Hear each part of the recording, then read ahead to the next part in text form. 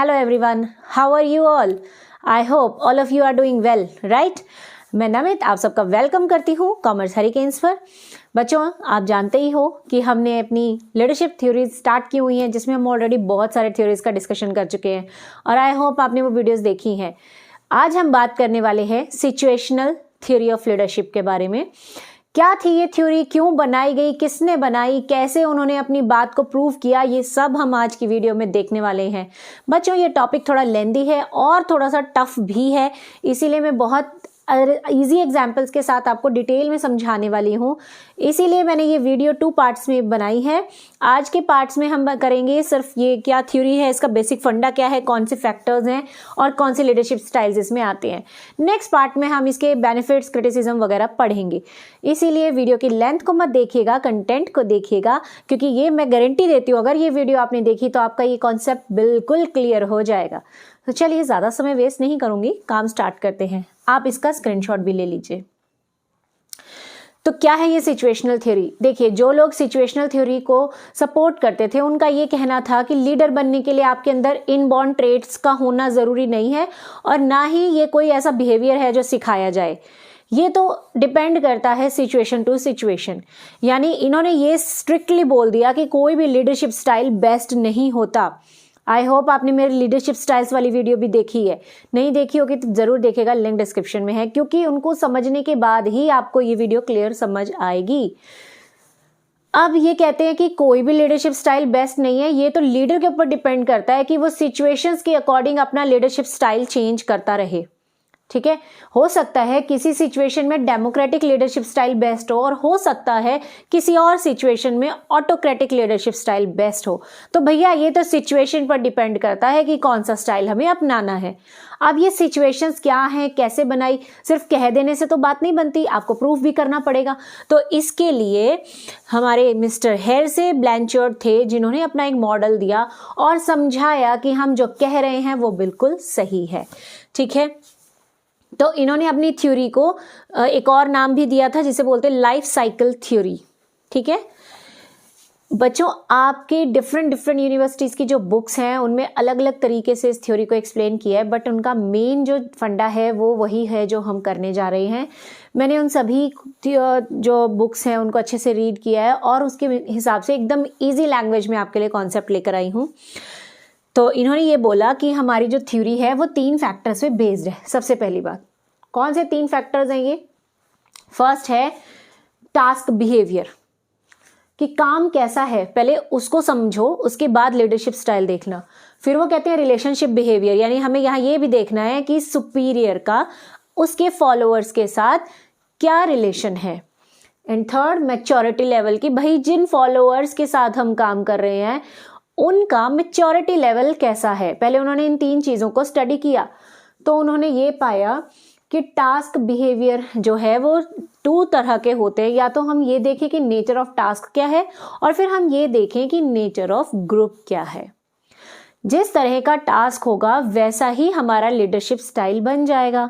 जैसे कि अगर हम बात करें कि आपकी सपोज मदर की तबीयत बहुत ख़राब है, वो खाना नहीं बना पा रही हैं और वो अपने बेटे को बोलते हैं कि बेटा खाना बना दो, ठीक है, कोई सब्ज़ी बना दो या खिचड़ी बना दो, लेकिन बेटे को बनानी नहीं आती, तो वो क्या करेगा? मम्मी के पास आएगा, मम्मी से इंस्ट्रक्शंस लेगा कि पहले क्या करना है, फिर क्या करना है, वो सारी रेसिपी सीखेगा, उसके बाद वो काम करेगा। राइट? तो इट मीन्स अगर आपको लग रहा है कि टास्क ऐसा है जो पहली बार करवाया जा रहा है, जिसके बारे में सबऑर्डिनेट्स या फॉलोअर्स को मालूम ही नहीं है, तो वहाँ तो ऑटोक्रेटिक स्टाइल ही बेस्ट रहता है। ठीक है, क्योंकि हमें क्या करवाना होगा कि बोल बोल के उनसे काम करवाना है। सेकेंड आता है नेचर ऑफ ग्रुप, यानी जिन लोगों के साथ लीडर काम कर रहा है उनका नेचर कैसा है। अगर वो समझदार हैं, स्किल्ड हैं, तो उनके साथ हमें ज़्यादा टाइम वेस्टेज करने की ज़रूरत नहीं है, वो खुद से काम कर सकते हैं। अगर नेचर ऑफ ग्रुप जो है वो थोड़ा सा अनस्किल्ड है तो उनको कंप्लीट इन्फॉर्मेशन देनी पड़ती है। जैसे कि जब बच्चा स्कूल में 1st 2nd क्लास में होता है तो उसे कंप्लीट बताना पड़ता है कि बेटा डेट इस साइड लिखी जाती है, क्वेश्चन ऐसे लिखना है, आंसर ऐसे लिखना है, क्लास में ऐसे बिहेव करना है। ठीक है, हर चीज़ वो पूछ पूछ के करते हैं। लेकिन जब वही बच्चा 12th 11th में या कॉलेज में पहुंच जाता है तो उसको इतनी ज़्यादा इंस्ट्रक्शंस देने की ज़रूरत नहीं होती, सिर्फ कॉन्सेप्ट समझाइए और वो अपने आप काम कर सकता है, नोट्स बना सकता है। तो नेचर ऑफ ग्रुप के ऊपर भी डिपेंड करता है कि मेरा लीडरशिप स्टाइल कैसा होगा। ठीक है जी, अब बात करते हैं रिलेशनशिप बिहेवियर की कि उनका जो लीडर है और जो उनके फॉलोअर्स हैं उनका कैसा रिलेशन है। जैसे कि लो रिलेशनशिप, लो का मतलब कि फॉलोअर और लीडर में कोई खास बनती नहीं है, ज़्यादा बातचीत नहीं है। ठीक है। सेकंड, कन्विंसिंग बिहेवियर, यानी कि जो लीडर है उसके अंदर ये काबिलियत है कि वो अपने फॉलोअर को कन्विंस कर सकता है, उनसे अपनी बात मनवा सकता है, चाहे फॉलोअर वो काम नहीं भी करना चाहते, लेकिन लीडर में काबिलियत है काम करवाने की। इसको भी एक एग्जाम्पल से समझते हैं। 12th क्लास में जब आप थे तो ऑब्वियसली आपने क्या किया होगा, जब आपके प्रैक्टिकल्स कंप्लीट हो गए होंगे उसके बाद आपने क्लासेस में एब्सेंट होना शुरू कर दिया होगा, और इवन फेयरवेल के बाद तो आप एक दिन भी नहीं गए होंगे, है ना। अब अगर यही बात बच्चे बोलने लगे प्रैक्टिकल्स के बाद कि मैम हम नहीं आएंगे, अब से कल से हम नहीं आएंगे, हम तो घर बैठ के पढ़ेंगे, लेकिन अगर क्लास टीचर या सब्जेक्ट टीचर के अंदर काबिलियत है तो वो बच्चों को कन्विंस कर सकते हैं कि बेटा स्कूल में आइए, ये तो इम्पॉर्टेंट टाइम है, हम आपको इम्पॉर्टेंट क्वेश्चंस बताएंगे, प्रैक्टिस करवाएंगे, सैम्पल पेपर्स करवाएंगे। ठीक है, और बच्चे अगर उस बात को मान जाते हैं तो वो कन्विंसिंग बिहेवियर होता है। क्लियर है। नेक्स्ट आता है कोऑपरेटिंग बिहेवियर, यानी कि दोनों पार्टीज मिलकर काम कर रही हैं। ठीक है, एक दूसरे की बातों को सुन रही है, समझ रही है और मिलकर काम हो रहा है। लास्ट आता है फ्रीडम एंड ट्रस्ट, यानी कि लीडर को अपने फॉलोअर्स के ऊपर पूरा ट्रस्ट है कि वो जो करेंगे वो सही करेंगे और वो उन्हें काम करने देता भी है।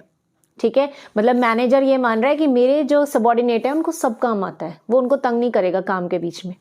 ठीक है जी, अब बात करते हैं मैच्योरिटी लेवल की, यानी जिन लोगों के साथ हम काम कर रहे हैं उनका लेवल कैसा है। एम्प्लॉयज का बात कर लीजिए या फॉलोअर्स का लेवल कैसा है।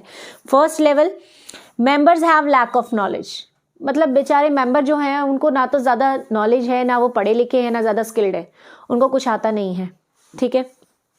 सेकंड लेवल कहता है कि members are willing to do, वो काम करना चाहते हैं बट लैक ऑफ नॉलेज, बेचारे काम तो करना चाहते हैं बहुत लेकिन उनके पास नॉलेज ही नहीं है। ठीक है। थर्ड लेवल कहता है members have skills and capability, कि मेंबर के पास स्किल भी है, नॉलेज भी है, करने की काबिलियत भी है, लेकिन अनविलिंग टू वर्क, वो काम करना ही नहीं चाहता। ये कंडीशन सबसे ज़्यादा खतरनाक होती है, जहां आपका एम्प्लॉय काम करने लायक है लेकिन वो काम करना नहीं चाहता। क्लास में भी ऐसा ही होता है। आपने सुना होगा कई बार टीचर बोलती है बेटा तू काबिल तो है, तेरे अंदर टैलेंट तो बहुत है, दिमाग बहुत है, शार्प माइंड है, लेकिन तू केयरलेस है, तू पढ़ाई पे ध्यान नहीं देता, अगर थोड़ा सा ध्यान देगा तो तेरे % बहुत अच्छे आएंगे। इट मीन्स कि वो बच्चा अनविलिंग टू वर्क है। हाँ, अगर हम उसे मोटिवेट करें तो वो बहुत अच्छा काम कर सकता है। लास्ट लेवल है members are skilled and willing, मतलब मेंबर स्किल्ड भी है, टैलेंटेड भी है और काम करना भी चाहता है। तो ये हमारी बेस्ट लेवल होती है। ठीक है, मैच्योरिटी, ये हमारा सबसे ज़्यादा मैच्योरिटी लेवल है। हम देख रहे हैं कि हमारे एम्प्लॉयज़ कहाँ तक मैच्योर हैं। लेवल 1 में बिल्कुल भी मैच्योरिटी नहीं थी। सेकंड में कैसा लेवल था उनका कि वो मैच्योर कैसे हैं कि काम करना चाहते हैं लेकिन बेचारों को नॉलेज नहीं है। यहाँ पर कैसा मैच्योरिटी लेवल है, बिल्कुल पुअर, कि काम आता है लेकिन करना नहीं चाहते, और इनका मैच्योरिटी लेवल बहुत बढ़िया है। अब जब उन्होंने ये 3 चीज़ें स्टडी करी ना, तो इसके बेसिस पर इसके कॉम्बिनेशन उन्होंने बनाए और 4 लीडरशिप स्टाइल्स हमें दिए। कौन से थे ये लीडरशिप स्टाइल, आइए देखते हैं। फर्स्ट है टेलिंग स्टाइल, इसे आप ऑटोक्रेटिक भी कह सकते हो। बुक्स में शायद ऑटोक्रेटिक ऐसे मेंशन नहीं होगा, लेकिन जब मैं आपको कॉम्बिनेशन बताऊंगी तो आपको अपने आप पता चल जाएगा कि ये तो ऑटोक्रेटिक ही है। टेलिंग स्टाइल का मतलब क्या होता है, ये ऐसा स्टाइल है जहां पर आपको अपने एम्प्लॉयज़ को हर बात बतानी पड़ती है कि उन्हें क्या काम करना है, कैसे करना है, उनकी अथॉरिटी क्या होंगी, उनको गोल्स कैसे अचीव करने हैं। लाइन बाय लाइन उन्हें हम हर चीज़ बता रहे हैं, जो कि है यहाँ पर कि आपका अपने एम्प्लॉयज़ के साथ अच्छे रिलेशन नहीं है, आप टास्क ओरिएंटेड हो, आप बस उनको काम करवाए जा रहे हो।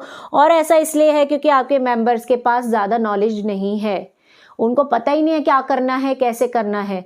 तो ऐसी कंडीशन में लीडर का रोल बहुत ज़्यादा बढ़ जाता है और उसे हर बात बतानी पड़ती है, इसीलिए इसे टेलिंग स्टाइल बोला गया है।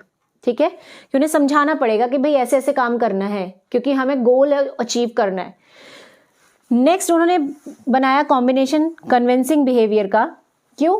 क्योंकि वो कन्विंस कर रहे हैं लोगों को, मेंबर्स काम करना चाहते हैं लेकिन उनको ज़्यादा नॉलेज नहीं है, तो हम उन्हें कन्विंस कर रहे हैं कि भाई तुम काम कर सकते हो, ठीक है, तुम्हें अगर कहीं दिक्कत आ रही है मैं तुम्हारी हेल्प करूंगा, ठीक है, अगर तुम्हें लैक ऑफ नॉलेज है कोई बात नहीं, कोई इशू नहीं है, मैं तुम्हें हेल्प करूंगा, ठीक है जी। अब यहाँ पर जब आप ऐसा करेंगे तो मीन्स आप सेलिंग स्टाइल अपना रहे हैं। सेलिंग स्टाइल का मतलब होता है अपने आइडियाज सेल करना, यानी उन्हें ये समझाना कि क्या काम करना है, कैसे करना है, ठीक है, क्योंकि वो वाकई में काम करना चाहते हैं, तो आप उन्हें कन्विंस कर रहे हो। जैसे मैंने एग्जांपल दिया था ना कि बच्चे पढ़ना चाहते हैं घर बैठ के, तो टीचर कन्विंस कर रहा है बेटा स्कूल आओ, हम पढ़ाएंगे तुम्हें, हम तुम्हें सैम्पल पेपर्स करवाएंगे, हम तुम्हें इंपॉर्टेंट क्वेश्चंस बताएंगे, ठीक है। बच्चा देखो काम करना भी चाह रहा है लेकिन उसको नॉलेज नहीं है ना अभी इंपॉर्टेंट क्वेश्चंस की, हम देंगे नॉलेज, ठीक है जी। ये होता है सेलिंग, इसीलिए इसको पैटर्नलिस्टिक भी कहते हैं, क्योंकि हम एक माता पिता की तरह उनकी देखभाल कर रहे हैं। नेक्स्ट आता है पार्टिसिपेटिंग, यानी ये वाला बिहेवियर, कॉपरेशन वाला। क्यों? क्योंकि लेवल 3 वाले मेंबर्स जो हैं वो स्किल्ड भी हैं, वो कैपेबल भी हैं, लेकिन वो काम नहीं करना चाहते, तो आप उनको काम में इन्वॉल्व करवाइए, उनको पार्टिसिपेशन करवाइए, गोल्स ऑब्जेक्टिव सेट करने से पहले उनसे सजेशंस मंगवाइए, कोई काम कैसे करना है अगर आपको नहीं क्लियर हो रहा है आप उनको बुलाइए, मीटिंग करवाइए और उनसे आइडियाज निकलवाइए। जब आप ऐसा करेंगे तो उनको फीलिंग ऑफ बिलोंगिंगनेस फील होगी, टीम वर्क की फीलिंग आएगी और ऑब्वियसली वो खुश होकर फिर काम करेंगे, इसीलिए हम इसे डेमोक्रेटिक स्टाइल भी कह सकते हैं, ठीक है। लास्ट आता है हमारा फ्रीडम एंड ट्रस्ट वाला, क्योंकि हमारे जो मेंबर्स हैं वो स्किल्ड हैं। कॉम्बिनेशन क्या है लेवल 4 के साथ कि हमारे जो मेंबर हैं वो स्किल्ड हैं, वो काम करना भी चाहते हैं, इसलिए हमें उन पे पूरा भरोसा है और हम उनको काम डेलीगेट कर रहे हैं। डेलीगेट का मतलब होता है अथॉरिटीज ड्यूटीज उनको असाइन कर देना, काम उनको सौंप देना और खुद निश्चिंत होकर बैठ जाना। जैसा कि लेजर फेयर लीडरशिप स्टाइल में था कि आपने कंप्लीट फ्रीडम दी है, आपने बस गोल बता दिया, अब वो गोल अचीव कैसे करना है ये आपने अपने फॉलोअर्स पे छोड़ दिया, वो खुद ही काम करेंगे क्योंकि वो स्किल्ड भी हैं और वो काम करना भी चाहते हैं। तो आई होप आपको ये लीडरशिप मॉडल क्लियर समझ आ गया है। नेक्स्ट वीडियो का वेट करिए, मैं उसमें आपको आगे बेनिफिट्स एंड क्रिटिसिज्म बताऊंगी। Bye, have a good day.